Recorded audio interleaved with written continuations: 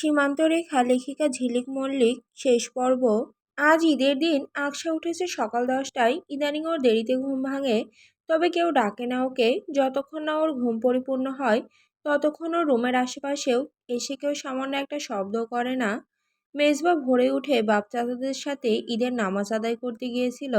আকশা নিভু নিভু চোখে তখন দেখেছে একবার।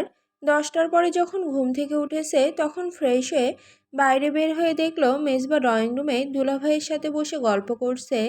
জেমি আপু আর আফসান ভাইয়ার আজ দুপুরে এখানে দাওয়াত, বাকি আত্মীয়রা সবাই রাতে আসবেন। জেমি আপু অন্য সোফায় মিহির, ইমু আর তাহসিনের সাথে বসে। সবাই ইতিমধ্যে গোসল করে নতুন জামা পরে নিয়েছে। নতুন পোশাক বলতে ঈদের দিন সকালে পরার মতো সাধারণ কমফোর্টেবল যাকে বলে। আকশা গিয়ে ওদের পাশে বসলো। মেজবা ওকে আগেই দেখেছে। আকশা ওখানে যেয়ে বসতেই আয়ান তার মামিকে দেখে চঞ্চল হলো, কোলে যেতে চাইলো। জেমি উঠে গিয়ে আফসানের কোল থেকে আয়ানকে নিয়ে হাঁটতে হাঁটতে বারান্দায় গেল। আয়ানকে বারান্দায় জানালায় ঝোলানো গাছগুলো দেখাতে ব্যস্ত হলো ও। তখনই পেছন থেকে ওর কোমরে একটা পুরুষালী হাতের উপস্থিতি টের পেয়ে ঘাড় ঘুরিয়ে তাকিয়ে দেখলো মেজবা দাঁড়ানো পেছনে। লোকটার পরনে সকালের সেই সফেদ পাঞ্জাবি, হাত ঘড়ি এখনো খোলেনি। আকশা আপাতমস্তক মেজবাকে দেখছিল। মেজবা ফিসেল হেসে ফেললো ওর অমন চাহনি দেখে। দিনের বেলাতেই চোখ দিয়ে গিলে খাবে নাকি ভাই, রাত এখনো পড়ে আছে। আকশার কান ঝাঝা করে উঠল। লাজুক মুখ লুকাতে বারান্দার জানালার দিকে আরো ঘুরে দাঁড়ালো। আয়নের সাথে কথা বলার ব্যস্ততা দেখালো। মেজবা কিছু সময় একপাশে দেয়ালে হেলান দিয়ে দাঁড়িয়ে দেখলো ওকে। এরপর উল্টো পথে ড্রয়িং রুমের দিকে পা বাড়িয়ে বলল, আয়ন সোনাকে জেমি আপুর কাছে দিয়ে রুমে এসো তো একটু। কেন? কাজ আছে একটা, এসো বলছি। আয়ন বাবুকে নিয়ে আসি না ওকে রেখে আসো? কেন, সাথে নিয়ে আসলে কি সমস্যা? মেজবা তড়িৎ ঘুরে দাঁড়ালো। আকশার খুব কাছে এগিয়ে গিয়ে ওর কানের নিকটে মুখ এগিয়ে নিয়ে দাঁতে দাঁত চেপে ফিসফিসিয়ে বলল, তুমি কি চাচ্ছ তোমাকে আয়ন সোনার সামনে আদর করি? আর বাচ্চাটা এইসব দেখুক? হুম। আকশা লজ্জায় চোখ মুখ কুঁচকে মুখ নুয়ে ফেলল। দ্বিতীয়বার আর তাকালো না মেজবার দিকে। আয়নকে জেমি আপুর কাছে দিয়ে সবে ঘরে এসেছে আকশা। দরজা আধখোলা দেখে ভেতরে উকি দিল ও। একটা অবাক করা দৃশ্য চোখে পড়ল। যেই লোক সচরাচর কখনো মিষ্টি জাতীয় খাবার খায় না, সেই লোক বিছানার উপরে পা উঠিয়ে আসন মুড়ে বসে পায়েস খাচ্ছে। এই পায়েস আকশা গতকাল রাতে শাশুড়িকে অনেক অনুনয় বিনয় করে ঈদের দিন সকালে সবার খাওয়ার জন্য বানিয়ে ফ্রিজে রেখেছিল। পায়েসের বাটিটা দেখে বিষয়টা খেয়াল হলো আকশার। ও নিঃশব্দে হেঁটে গিয়ে মেজবার সামনে দাঁড়ালো। মেজবা ওকে দেখে খাওয়া বন্ধ করে তাকালো। আকশা ঠোঁট টিপে হেসে বলল, কি হলো, খাওয়া বন্ধ করলেন কেন?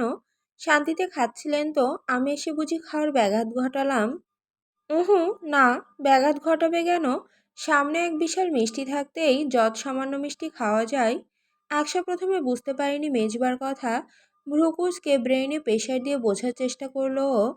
মেজবার এই কথার অর্থ বোঝা মাত্র ওর হাতের বাহুতে আলতো করে একটা ঘুষি মেরে আকশা লাজুক হেসে বলল, অসভ্য একটা। মেজবা উঠে দাঁড়ালো। ওর পরনে আপাতত পাঞ্জাবিটা নেই, শুধু পাজামার সাদা গেঞ্জি। ওই ইস্টার্ন আলনার ওপর থেকে পাঞ্জাবিটা টেনে এনে গায়ে চাপালো।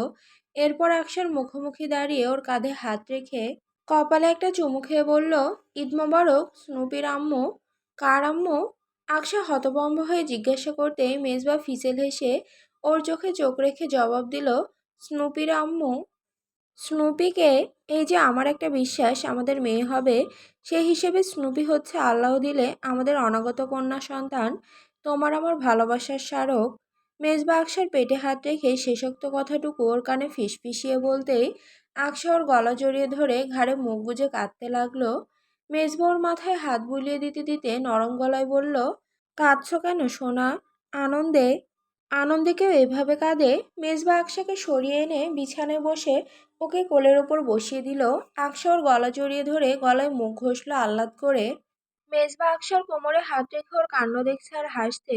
আকশা আর চোখে তাকায়। আজকাল কি লোকটা একটু বেশি হাসছে না?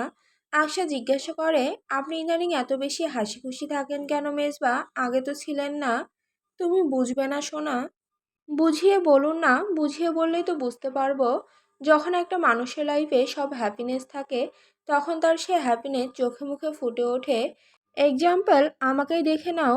আপনার লাইফে এখন সব হ্যাপিনেস আছে? হ্যাঁ, সেগুলো কি কি?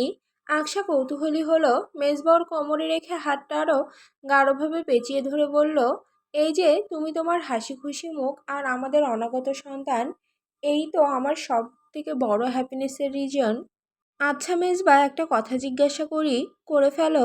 আপনি তো আমাকে ভালোবাসতেন না, তখন ঘৃণা করতেন, তাহলে বিয়ে কেন করেছিলেন পরিবারের জোড়াজুড়িতে? তোমাকে একটা সিক্রেট বলি কি? অ্যাকচুয়ালি তোমাকে আমি ফ্যামিলির ফোর্সে নয়, বরং নিজ ইচ্ছাতে বিয়ে করেছিলাম। কেন জানো? কেন? কারণ আমি তোমাকে কখনো ঘৃণা করিনি। হ্যাঁ, তোমার উপর সাময়িক রাগ ছিল, রূঢ় আচরণ করেছি এ কারণে, কিন্তু ঘৃণাটা কখনোই আসেনি। কেন আসেনি মেজবা? আকশা কৌতূহলী হলো, আরও অস্থির হয়ে জিজ্ঞাসা করলো, তোমাকে একসময় ভালোবেসেছি আমি।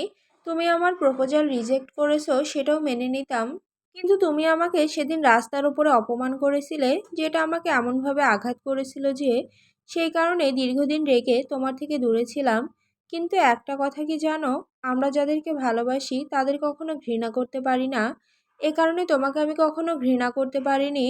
আমার একটা ধারণা ছিল, তোমাকে যদি বিয়ে করি তাহলে আমি নিজের আগের সত্তা ফিরে পাবো।